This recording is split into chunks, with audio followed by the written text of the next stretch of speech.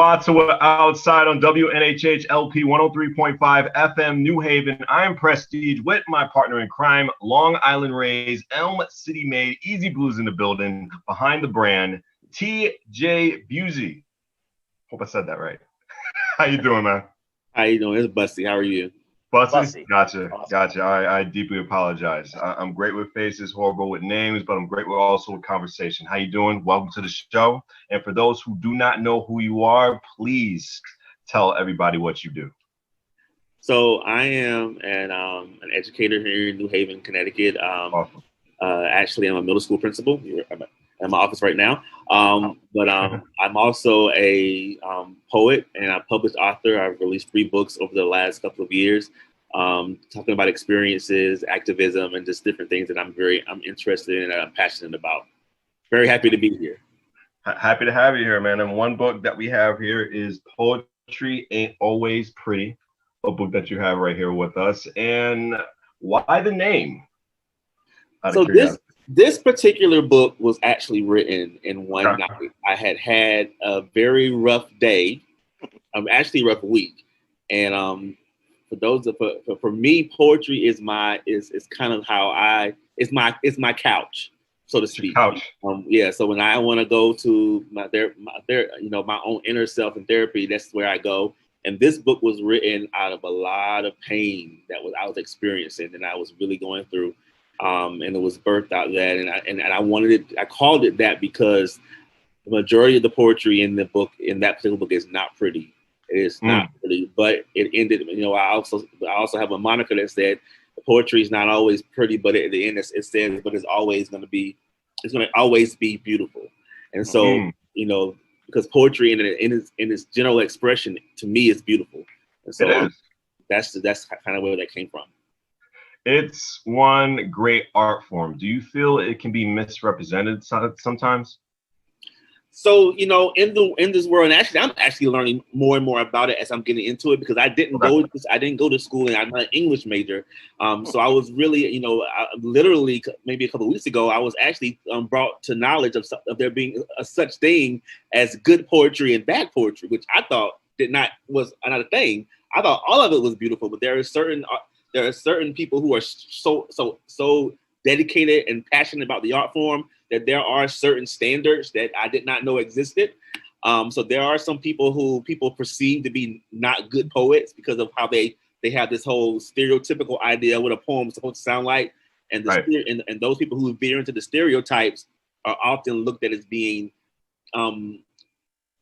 perpetrators of the art form versus people who actually respect it and learn about it. And because I want to be somebody who respects it, I'm starting to learn more about what it looks like and the different styles, and because I want to be a respecter of it because I actually do love it. Right. What are some of those things that you have learned? Tell us just about those lessons and just break down just a little bit more of those standards for our audience. So one of the things that I've learned about, when you go, like when I teach my scholars and when we teach our scholars about poetry, we talk about rhythm, talk about metaphors, talk about hyperbole, some of those different little pieces of things that people utilize to add color to poetry. And what I've learned from the young man who taught me about the whole idea of good poetry and bad poetry is there are some things that can be used as cliches are not really nice or good in poetry. So people who use cliches, people who try to be metacognitive about their art form, you write about things that are so far away from reality that it doesn't make any sense to a regular reader. I was taught about that being bad poetry. So really getting into that whole realm of just understanding what the poetry, and of course, surprisingly, the person who actually talked to me about it told me that, without me knowing it, I was actually writing good poetry by the standards of poetry because I talk about real life experiences. I talk about things that I know. I utilize euphemisms that kind of go along with the story, and people can kind of create their own perceptions of what I write based off how they're reading it. And that's what good poetry is supposed to do. Good poetry is supposed to inspire you beyond the scope of the author. I've had people come to me and I've written a poem, and from my perspective, and I know what it means, but to the person who read it, it created a whole nuance that was something that was very personal to them. and it helped them in ways that I didn't even think it would help anybody else because I wrote it for a particular purpose that was my own. It's really interesting, actually, that you broke it all down that way, because a famous poet laureate who actually is a songwriter, everyone knows him, Bob Dylan, has this philosophy that as an artist, we're going to be outlaws. So if you're going to be an outlaw, you better be honest. And that's something that, like, throughout all types and forms of art, that's I crave. I crave someone to be honest about it. Like, if you're not living in a mansion and, you know, driving a Bugatti, I don't want to hear about the Bugatti, because it's not real. It's not, you know, it's a fantasy. Don't get me wrong. I love science fiction. I'm a big fan of it. I would love to say that a lightsaber is real, and I'd love to swing it. But I also know that that's not the reality of it. And it is those pieces. And one of the things that I really, really, really want to highlight for the listener at home is, look, we're three dudes, right? As guys, we are raised in a culture that says suppress the emotion, soldier on, and move forward. And the fact that you, being a leader, being a teacher, put yourself out there and said it's okay to feel, and not all feelings are pretty, to me is the biggest takeaway and the most incredible thing, and what artists should be doing. So I want to thank you for that first and foremost, because I have all three of your books. I gave one to Preston, to Prestige, so he could get ready for this. You know, because one, I'm a huge supporter of independent everything. I mean, I'm wearing an independent artist shirt. I'm wearing an independent, you know, clothing lines, hat, you know, all because, to me, keeping it as small as possible and really engaging yourself in the community. And the fact that, one, you're a teacher in the New Haven public school system at one of the times where it is probably and a principal, even beyond that, at one of the times where everything is completely up in the air. You know, as an artist, everything is completely up in the air. You know, I'm sure you probably had a couple of book dates that, you know, you were going to be going out, you know, to help promote the books and stuff you had going through there. You know, I follow you on social media, so I know that, you know, you're big with your fraternity life and those type of aspects. With everything so up in the air, how, as an artist and as an educator, are you able to maintain? That's a really good question. For me, it's all about perspective and how I've been able to manage it. Because if you all know, you don't know, we learned in March. I remember the actual date. March the 13th was the last day that we were in school, and literally we were dismissed and told we can't come back. So for me, it was kind of like, oh my God, what are we gonna do? You know, what are we going to do? What are we going to do? And then, of course, me and my own personal life is, what am I going to do to help make sure that my parents feel comfortable with what we're doing, that my teachers are very secure in the fact that they're still going to be able to maintain some level of normalcy in terms of their planning and their days, and what will they still have a job, all those other things, and also making sure that our scholars are not, you know, left in the wind. So that they, you know, so that they lose ground. Because as you would know, you know, we live in a state that has one of the largest opportunity gaps for our, you know, between African American students and students that are not African American in our state. And I know that our students need to be present with adults to learn.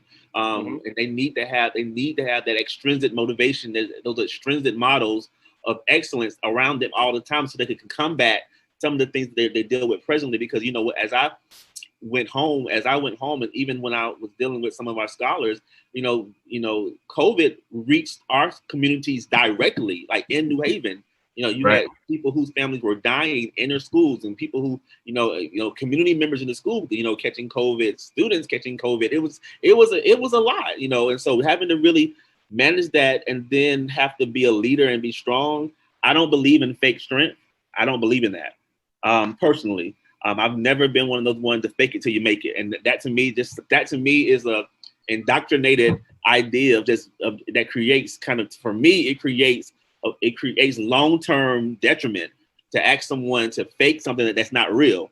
And so I'm very transparent with my staff. If I'm not feeling good that day, they know it. If I'm not happy, if there's something's bothering me, and versus them, and also because I don't have a poker face either. So I've never been able to I don't have that ability to do that kind of stuff. So because I don't have it, for me to tell somebody I'm okay, and you look at my face and you clearly see I'm not okay, that to me is dishonesty, and it's also hypocrisy. It's a hypocrisy to your emotions and to your best self. So I'm the proponent of knowing how you feel, but not just knowing how you feel, but really reaching inside and figuring out, okay, we know how you feel, so how can we get you from feeling this way to feeling another way, or how can we help you navigate through that feeling so it doesn't become the thing that controls you? I'm the same way, man. Is that the same inspiring message you want to give to your students? Absolutely. Right. I want this, particularly, and I know I know we are redefining gender roles. Sometimes we're actually, in some cases, we're actually totally annihilating them. But I still, and especially in the Black community, there is a strong sense of how boys and men are expected to behave, and how they're expected to act, and how they're expected to navigate through this world with all the things that are going on with them, and then having to have that idea of suppressing emotion. Because I was taught the same thing: don't you cry, or we had when we got spankings. If you when we was young, if you cry, you don't cry, but get something to cry about, like stuff like those things like that. That kind of create these nuances of suppressing emotions. But I was never the kid that did that. I'm a very sensitive person just naturally, and my mother was never ever able to get me to not show my emotions. I was in my college years, I was called Uncle Bussey because I was very out there with how I felt. I was called Bucket of Water because I cried whenever I saw something that was worthy of crying. So for me, I've always had a healthy relationship with my emotions, and I saw what it did for me because I've been through so much, from sexual abuse as a child, from the rejection from my dad, from all these different things. If I didn't have an emotional bank to pull from, I don't think I'd be alive right now. So I understand the power of having the ability to show emotions. So I want to give that gift to my scholars as well. And you give it. Oh, go ahead, Easy. I'm sorry. No, and that's absolutely amazing, and something that needs to be more. Look, I'm someone who wrestles with emotions. The only time I'm really ever emotional is if I'm on stage, and that's just because that's my release point. That's my couch. So it's something that I'm really learning how to reprocess through. One of the things that I'm working on internally is fully engaging in the grief process. Because if you can fully engage in the grief process, you can get through it to the other side of it, and there actually is a betterness there. For the longest time, thinking about loss and I mean, honestly, that's what's going on right now. This time of COVID has put us all in a grieving process. And if we do not take the time to grieve what we have lost, the ability to go see a show, or the ability to, do a book tour, or the ability to take your family to a picnic or an actual beach and engage and, share with your neighbor the food that you brought, because you always make more than, just for yourself. So you have to continuously share it. All of those things have been taken from us due to this aspect, this very serious pandemic. If we don't actively engage in the grieving process, it's going to eat us alive. So the fact that you are, this incredible figure of leadership that is rolling out the concept of engaging in your feelings and processing them, not ignoring them and moving forward, that is honestly one of the best gifts you could give.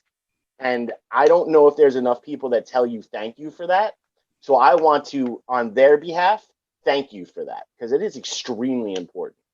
I consider it a duty, honestly. I honestly consider it my duty, especially not just experiencing a loss to the COVID, but we're also in the midst of a racial revolution in our country that has also raised another level of emotion. So you couple the grief and those very specific emotions that go directly into that, and now you're coupling it now with what's going on in our country racially and how that's impacting our community as well, particularly in New Haven.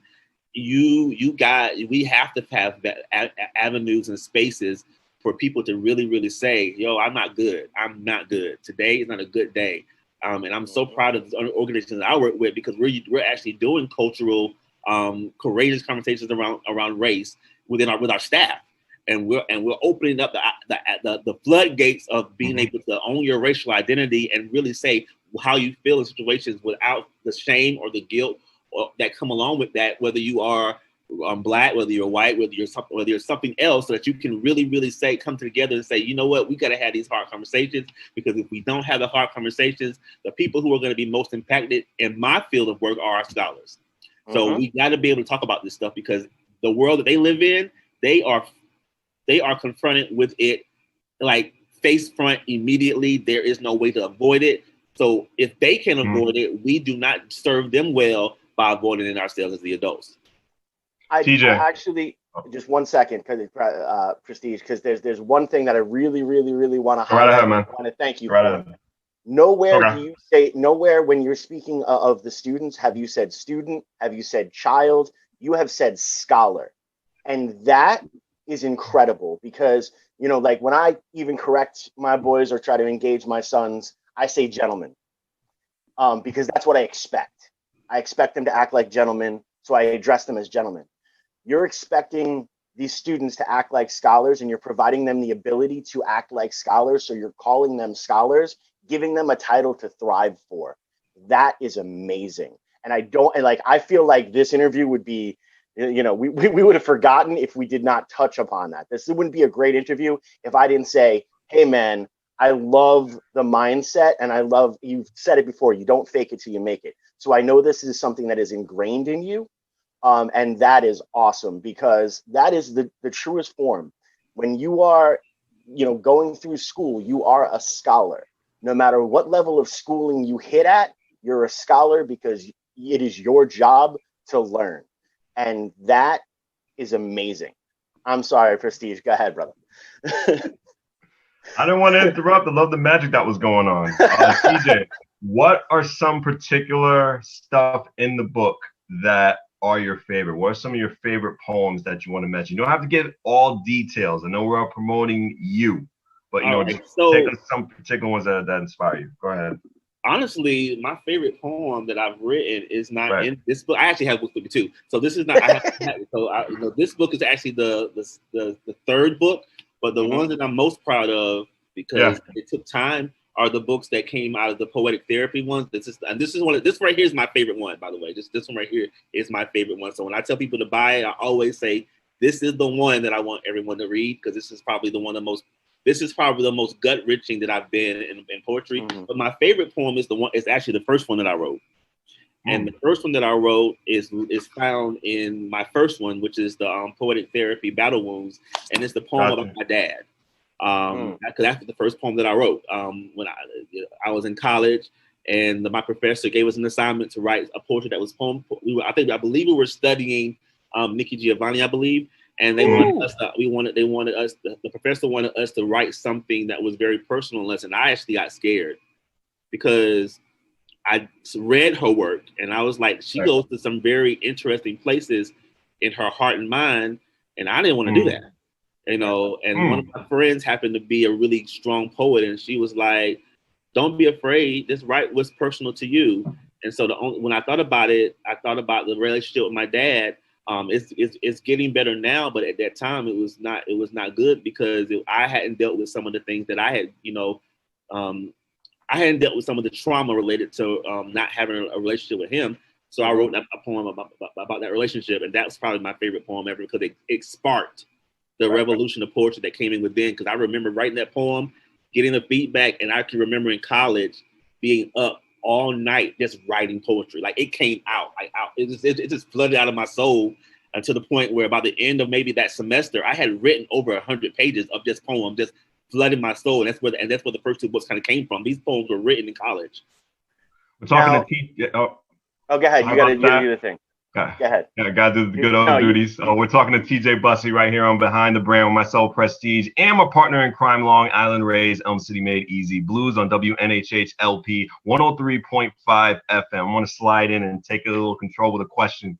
TJ, with all that going inside of your head, have you ever hit a writer's block? And some writers and some great artists of our time hit a long writer's block or a short writer's block? Please tell us about that. Because all great minds. Actually, it happens to me very often. I don't write. I'm not one of those people who write because it's something to do. I write because I feel it. And if I'm not feeling anything, I don't write anything. It's just that's the way it is. That's the way it works with me. And I you know, I wish I was a machine and I could just pump out poetry like that, but I'm not, and that's never been something that I strive to be. Right. So I'm actually in one right now. I actually started a book that I've been talking about it. That I wanted to write a book specifically for Black women, and I started writing it. I finished the cover. I have the title already done. I'm not going to say yet because I want to make sure that nobody takes it from me. But I have a title in my mind. I started writing poetry I started writing pieces of it, and then I came across an author by the name of Jason Reynolds, right? Who is an extremely poignant writer who tells stories through poetry. And now my mind just switched and taking on a new inspiration. And because of the inspiration of what I've read, I'm now at a standstill because I don't know what the direction I want to take these poems. Because I want this to be respectful to the community that I'm writing to. I believe Black women are probably one of the most disrespected, disregarded groups of people in our country. And I am so adamant that this book will not do that to them in any way or form. So I'm going to be extremely respectful and I'm going to be extremely cautious of the words that I use, because I also believe that language and words are super powerful, which is why I have latched on to the use of the word scholar, because I do know that words have power, and how you name a thing is how that thing will become. Oh, yeah. And so that's kind of where I am. But writers, I don't really get frustrated with writer's block. I don't, because I know that means that I don't have anything to say. Wow, that's actually an extremely enlightened point of view on that. I get massively frustrated. I throw temper tantrums, and it's bad. I'm not a good person to be around if I have writer's block. I'll be honest. I think if I had the pressure of a publishing or a deadline, I probably would feel more frustrated. But I'm doing this myself, so I don't feel pressure to do it. I'm on my own. This is me. This is my art. This is my voice, and I don't feel pressure to say it unless I need to say it, or it's being presented in the way that I want it to be said.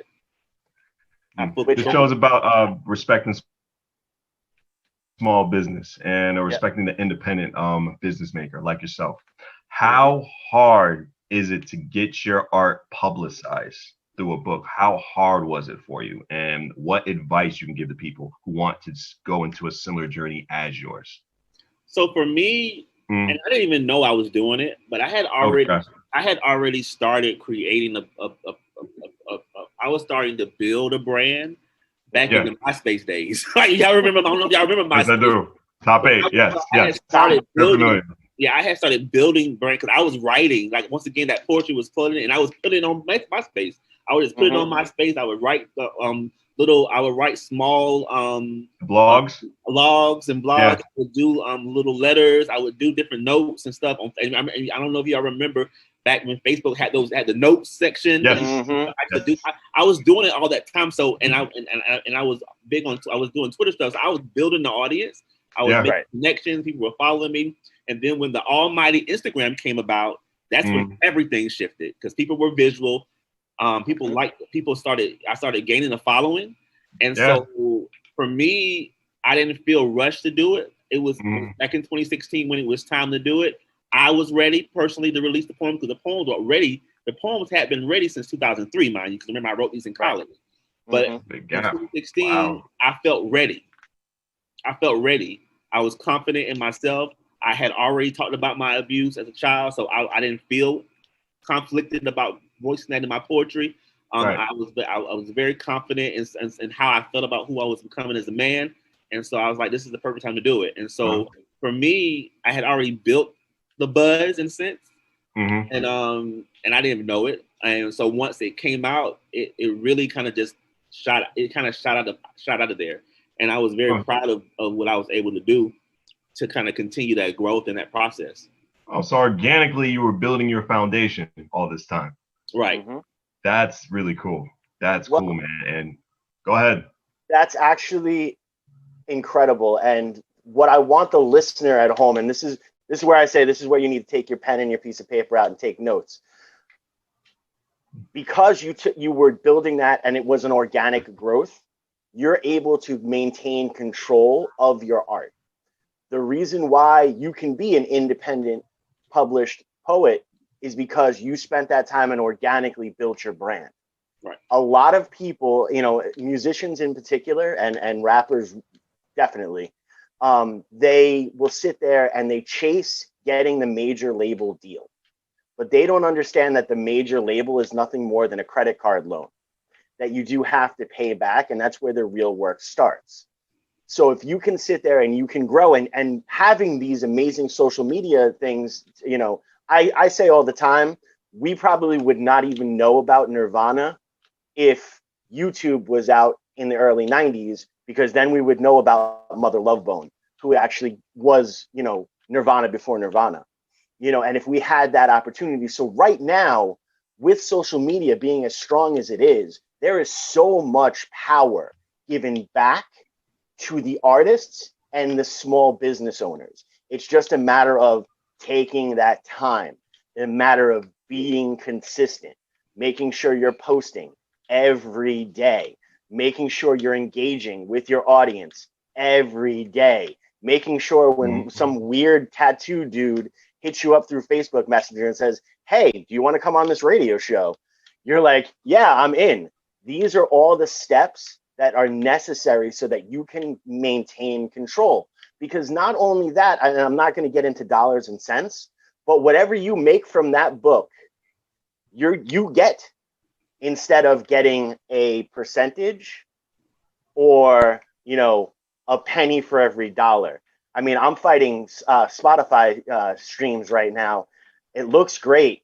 24,000 streams is incredible. It's also about $3.18, but it's what's necessary. Like, Spotify has become the social media for the musician.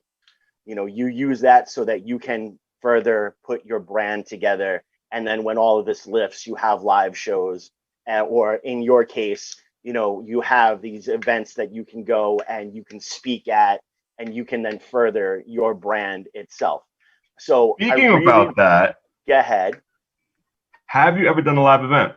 Tell me about your live events you've done, because I know you have an amazing mind, and I just want to know your story. Go right ahead. So for me, because let me just put this out there. I am not a marketing genius. I do not have a strategy at all.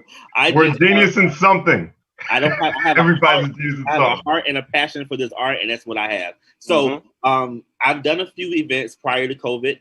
And honestly, for me, it's all based on invitation. I don't go out and seek anybody, honestly, because I'm actually an extreme introvert.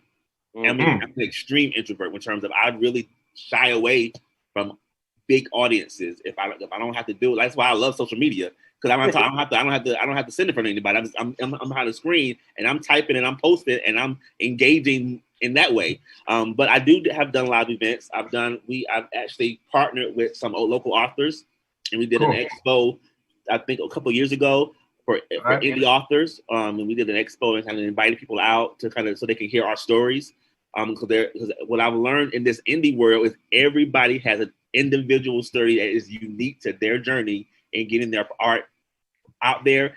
And the message in that is, if you want to also do the same thing, you got to find out what really works for you individually, and then run that thing like you're running for your life. And so we shared our stories. I've done some poetry, live poetry nights. People have invited me to come to their church to read. Beautiful. I've done some social. I was invited to do a mental health expo, because one of the goals of my poetry is to really point out the importance of acknowledging the acknowledging your own mental health and actually being an advocate for your own mind. And so that's a part of one of my visions and my pieces. And of course, honestly, through that is how that's how my life is, how my brand has grown. My brand has grown through the process of transparency and vulnerability. That is my brand, transparency and vulnerability. And as a Black man, I think that is super important. So for me to be able to do those live events and showcase that and read my poetry and let them hear my voice and see my heart through my poetry, has exponentially helped me grow in this area. Definitely. That's awesome, man. Having that experience just make you a better person. That has to be a great feeling. Yeah. Absolutely. What are, besides faking it till you make it, what are some elements in good writing when it comes to poetry?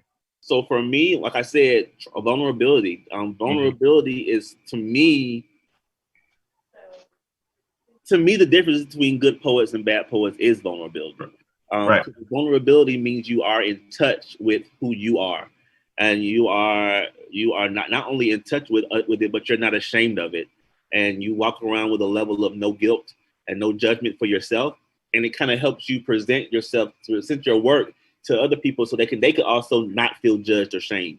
My goal in my poetry, I don't want anybody to feel ashamed about their journey, because I'm not ashamed of my journey. So that's kind of what I feel like for me is probably the most important piece, that vulnerability and the transparency piece.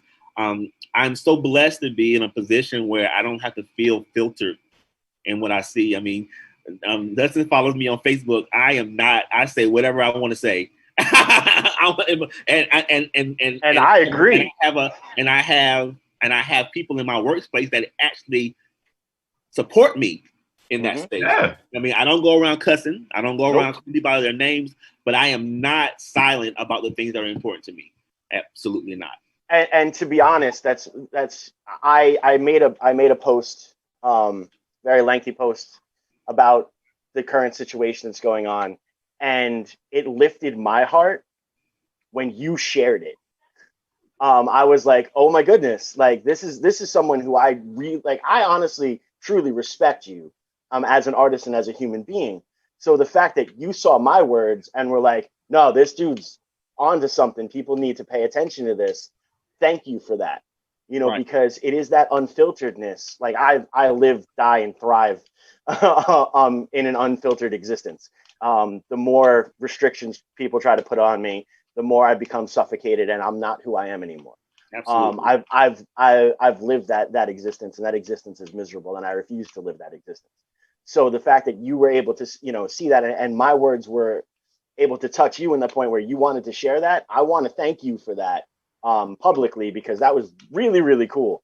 But on top of all of it, and like the real key, Mark Twain, one of the best writers of all time, also from Connecticut, people, so shout out to Connecticut, said writing is easy. All you have to do is open a vein and bleed on the paper. And that's exactly what you're talking about. And I loved how in the beginning of this interview, you talked about good poetry versus bad poetry. And I automatically thought, hey, Basquiat was considered, bad art for the longest time, until people actually understood that the chances he was taking was what was making him genius. Because, art is 100% perspective, and I love also where you stated that, you wrote this poem, what this poem is, but still when the listener or the reader hears it or reads it, they are automatically putting their own thing on there, and you give them that freedom. Eddie Vedder, that actually was asked, what Jeremy meant back in 1991. And he said, if I was to tell you the story behind this, it would take away the value that each individual listener has already brought to it. Absolutely. So I'm not going to steal that from them. And I really like you've literally hit on almost every single amazing artistic, not cliche, but like thing that I live by.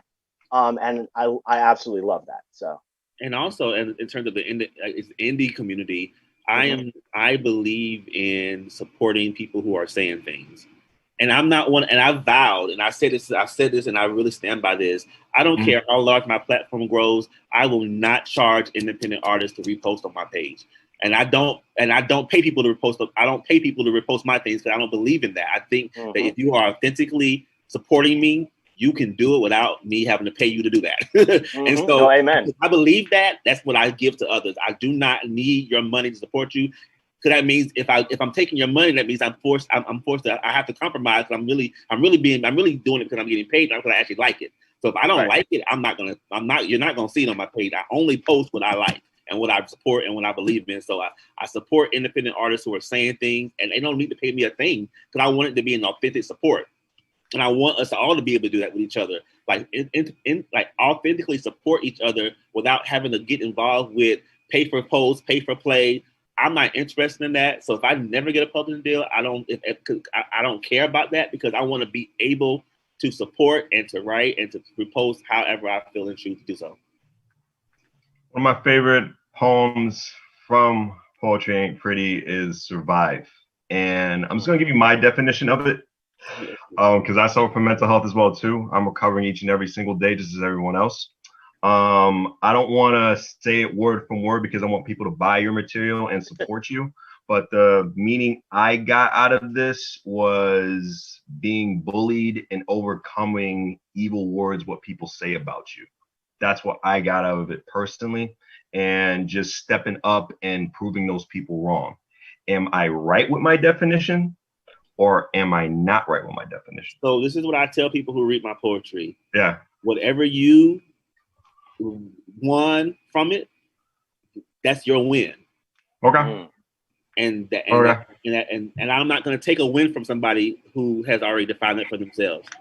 And that's kind of that's how I live in terms of the poetry. I think that what you got from it was absolutely amazing. That's not what I meant when I wrote it, but that's exactly I think what you got from it, to me, that's actually beautiful, man. And I think that's powerful. So you probably had different reactions from, numerous people who read your material. So, they probably saw something that was complete 180 from what you were writing about. Similar to what Easy does when he writes his songs and he does stuff through his band. People will see it from a different light, a whole completely different version of when he was creating it, when him and his bandmates were creating that material. Right. So it's really crazy how art can just expand the mind. It's insane. Yeah, I think for me, and I'll say this much without giving it away, I think a personality quirk that I acknowledge about myself is I do often get caught in the details of everything. Mm-hmm. Like I'm over analytical. Like I'm actually thinking about this interview as I'm having it right now with you. I'm considering what I'm saying. I consider what you said. It's in my brain swirling right now. Yeah. And I get lost in the details so much that I lose the essence of the big picture. And that to me is kind of something that I was dealing with in that poem.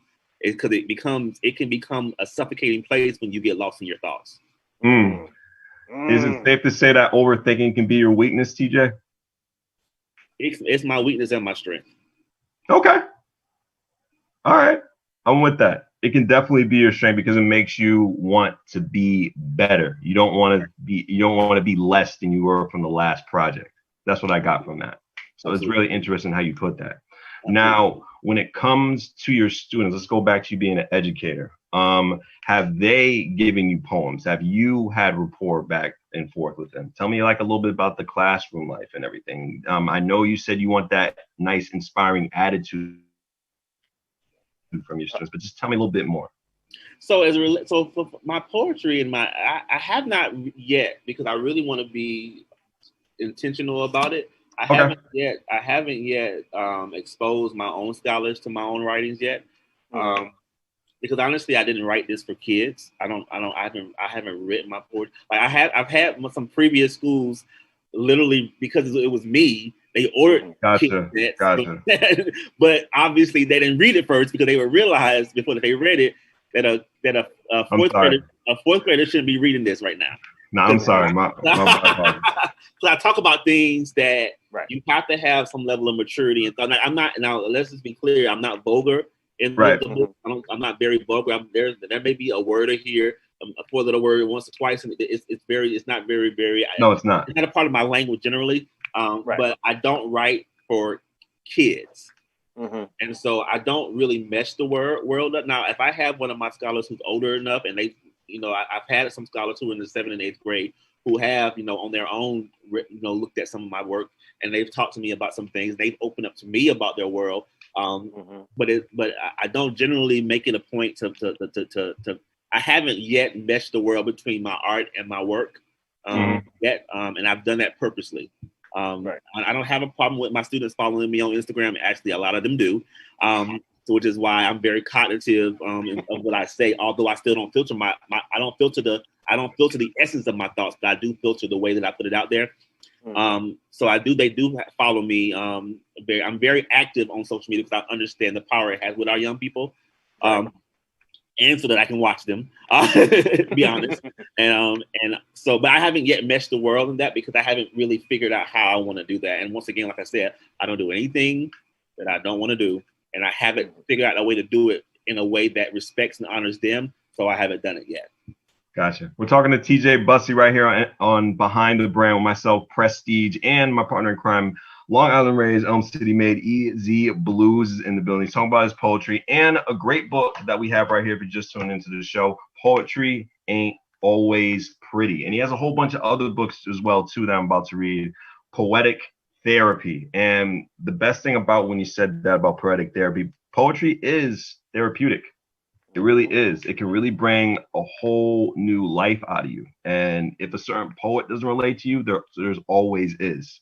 There's always a certain poet that can just bring a new life to you and just make you think ways of a new perspective. But the question that I have for you is, what is the best criticism you got from either a viewer or a reader of your product?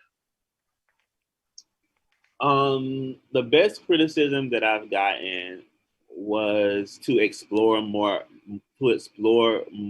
genres of poetry. Okay. I generally write free verse because that's probably the least restrictive in terms of how poetry can be written.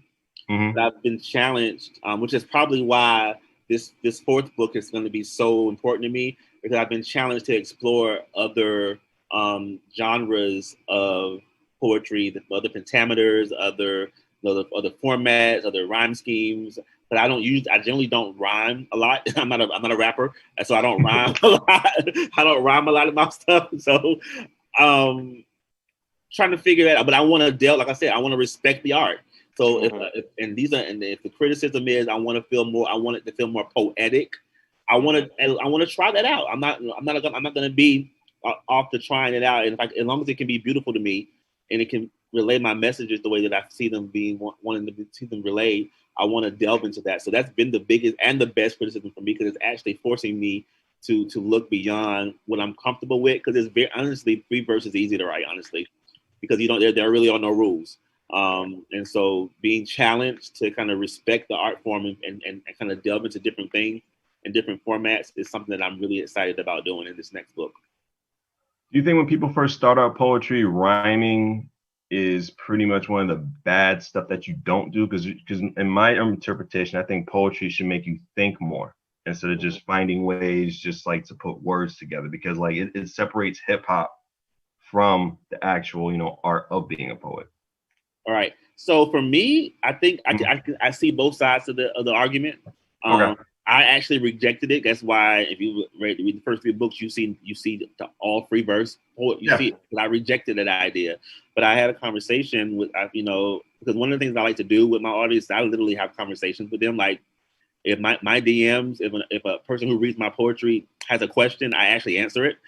So and that's kind of, and so I have had conversations with people who want to see me grow, and and with that, and if that's and in that conversation, not shying away from the challenge of rhyming, but also doing what you just said, making people think, that's a challenge. And I'm honored to get that challenge, because I could just write a poem and be very poetic in its expression in free verse, because that's something that I know how to do and it's comfortable to me. But if I can do it in a different way and then relay a message that's poignant, but also follows a pentameter or a rhyme scheme, I think that just makes me grow more as an artist. Who are some? Oh, go ahead, Easy.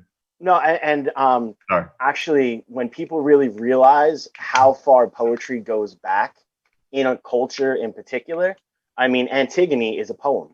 Most of Shakespeare's writing, most of his plays are poems.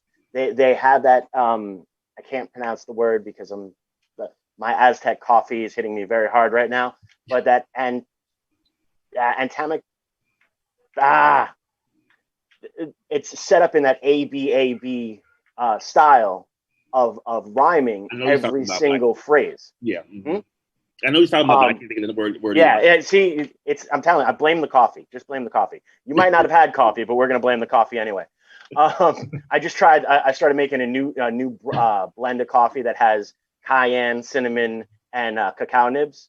So yeah, it's messing up my world. It's messing up my world. You share it with me later.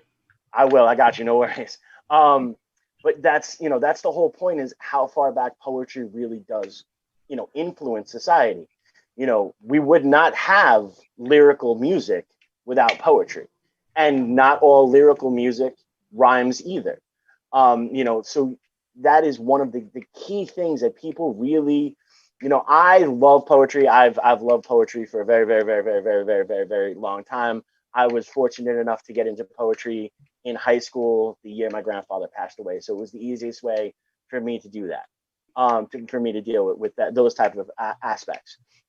But a lot of people, hear poetry, and that's why I love this about being the title of your first book is, poetic therapy.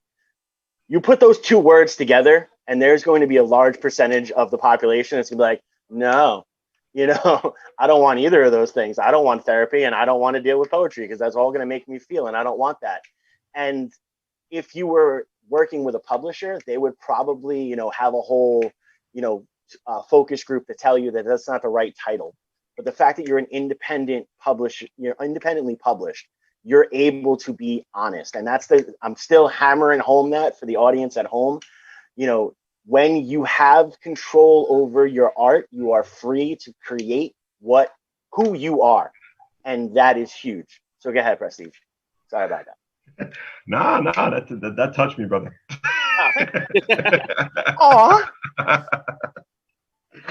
And we talked about the overthinking. Don't blame it on the coffee. It's okay. We all go through it, man.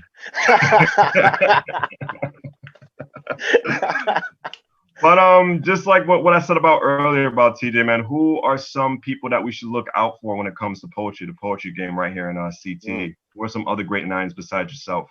Oh my goodness. There is this young man out of Waterbury. His name is Voice the Poet. He is a phenomenal spoken word artist. Because I don't delve into spoken word, but I love it. I love it. He is phenomenal in his way of doing what you're talking about, doing the rhyme thing, but making it so poignant that it makes you think. And he's influenced by his faith and his experiences in life. So to me, that's very important because it's true to who he is. And that is something. He's one of the people that I am excited about. There's another young man by the name of Marquise Wiley who writes poetry, and he does a phenomenal job of carrying his experiences of growing up in New Haven and being a part of the community, and really his experiences, the things he's learned along his journey. I really am excited about these two young men and what they offer the world in poetry, and what I've seen. What has TJ not done that he's soon about to do? Besides your other book coming out, what is next on the table for 2020? What will be done by 2020? Well, by 2020, honestly, that's what I'm working on is the book. I mean, if I want to think a little bit beyond that, I do have goals. I mean, I've been challenged once again. People are challenging me because I know Dustin follows me, but I do random lives, and they are very random. And I received, I guess the very last one that I did was about race and about, and I had some conversations about that. And from that random live, I actually received numerous other requests to come talk about this stuff, activism and race and poetry, and how that looks like. So I've been looking at getting into the podcast world, and looking into that space. I'm learning to love my voice, like not just like the actual context, but actually the sound of it. So, so getting into that space and doing podcasts, I would love to venture into that world and figure out what that looks like, but also figure out what it looks like where I'm still in control of it. That's very interesting. I didn't mean to cut you off. I do apologize. Oh, you're fine. But that's very interesting that you said your voice. Getting to be confident with your voice. It's very interesting because when I read your material, I already feel that you're already strong enough with your voice. So that gives me a sense that your confidence is being built every single day. I can write all day. Like, Okay. let's contest. I can write all day because I'm sitting here and I'm able to. Got you. Because writing for me is a process of thought where I can actually erase, Mm-hmm. rewrite. You can't do that in real time. Like everything I'm saying right now, I can't go back and say, can't say that again. Go back and so I'm learning, but I'm also learning to kind of slow myself down in my thoughts down too. I'm able to hear your questions and understand your questions and speak, and also have a conversation versus just trying to create a moment. Just have a conversation. And that's a little weakness I had in myself too, because I still go through it to this day. I think it's a similarity that you and I have. You have so many thoughts going through your head, and you want to say the right stuff to the person. It's just you are afraid of saying the wrong stuff all the time. And I get that. I totally get that, because it took me a while to be confident and strong with my voice as well too. Because like numerous times I had conversations with people, I was always slurring my words. It was a little bit of mumbling every now and then, and it wasn't intentional. It was just I had so many. I had like probably 1,000 to 1,000,000 thoughts inside of my head, but I was trying to overthink, like you said before earlier in this broadcast, and it just spurred out into either the wrong thing, and then I get a little nervous. I totally understand that part about trying to find your voice. It can get really hard sometimes. It gets so hard, brother. I totally understand that. I mean, I think numerous people understand that too, but it's a battle that you just have to fight just for yourself. So I totally get it. Actually, I think transitioning into leadership has kind of helped me do that. Because being a leader, I don't have an option. Like speaking is not an option. Not speaking is not an option for me in the role that I have, because I'm the one that people look to for guidance. I'm the one that people come to for questions. So not speaking is just not an option anymore. Like as a teacher, I can sit in a meeting and not say a word and be just fine, and nobody would ever question me because I'm a teacher and I'm not really expected to speak. But when I transitioned to leadership, I was made very aware as part of my first leadership lessons is you do not have the option to not speak up. And I've taken that into my activism and my poetry. I don't have the option to go through see a George Floyd situation and not speak up. I don't have the option to see 23 people dead in a matter of weeks in New Haven and not speak up. Absolutely. I don't have those options because me not speaking up, there are lies attached to my silence. Oh, I love that line. Write that line down, please. Use that in some sort of poetry piece right there. But like, there are lives attached to my silence. That is so powerful. And I just want to sit in that sentence for like a couple seconds, because that is extremely powerful, and that is one of the biggest obstacles and one of the hardest truths is because for so many years people were staying complacent and silent. We are currently at this volcanic moment in American history, and these next 3 months are just going to get more and more chaotic. And, there is that, I believe it's a biblical quote, bad men, only succeed when good men say nothing. And you are a very good man, and you say a heck of a lot. And I also want to give you a shout out as well. I'm one of those people I like to give that curveball shout out. You live this transparency life so much. You are now actively engaging in a workout program, and you're posting that on social media so that you have accountability. Absolutely. That is huge. And that is such a great example for other people, and especially that your students follow you, or your scholars. Let me use your term the right way. Your scholars follow you because they see that you're striving to be better. You're setting yourself up with a goal. And whether it's a bajillion and a half degrees out and you're a sweaty mess afterwards, or it's nice and calm and cool, you're still following through, and everything is about the follow through. And that's a great example for your scholars. So again, thank you for that. Thank you. Honestly, that's what poetry has done for me. It has allowed me to not be afraid to be vulnerable. I'm not trying to be a reality show. I'm just trying to be real. I'm trying to be. I want people to see the struggles. If I'm having it, like last night, I was struggling. That's why I worked out at 11:30 last night, because I waited to the last minute of the day to get it in, but I got it in. And I need people to understand that every day is one day at a time, is one workout at a time. It's one success at a time. Everything's one at a time. And I want to make sure that people understand, you know, as they begin to get to know me, because now because I've realized that I am my brand. Like I am the brand. Like the poetry is an extension of me. I am the brand. So I have to be willing to put myself out there in safe and healthy ways for me now. I'm not going to compromise my safety and my health, but in ways that I can do that to show people what they can and cannot do or can do. If they put their minds and hearts to it, I want to be able to do that with my brand. Well, unfortunately, we're coming to an end. This has been an incredible hour here on 103.5 FM WNHH New Haven. So we just really, this is your point in time to tell everybody how they can get in contact with you, how they can purchase your book, how they can do whatever. I got it through Amazon. You can check it on Amazon.com. You know, but this is your time, man. So feel free to tell us everything and how to get in touch with you. So absolutely. So first of all, I want to thank you, Prestige and Easy Blues, for just really welcoming me into your family. You can reach me on all social media platforms at Tavares Teaches. That's Instagram, Facebook, Twitter, TikTok, all those places. I'm Tavares Teaches everywhere. If you want to get my 3 books, they're all available right now on my website. That's where I would prefer people to go get it, because I get all the money. www.tavaresteaches.com. But if you want to do Amazon Prime, that's perfectly fine as well. Awesome. It's been an absolute pleasure, man. Thank you so much. Go ahead, Prestige. Unmute yourself, sir. Unmute yourself. You're muted. There you are. You're back. Sorry, I had a little trouble, but I'm happy that you're with us, TJ, on Behind the Brand with myself, Prestige, and Easy Blues on WNHH LP 103.5 FM, New Haven. Thank you so much. In a room, yeah, there was addressed to me, baby.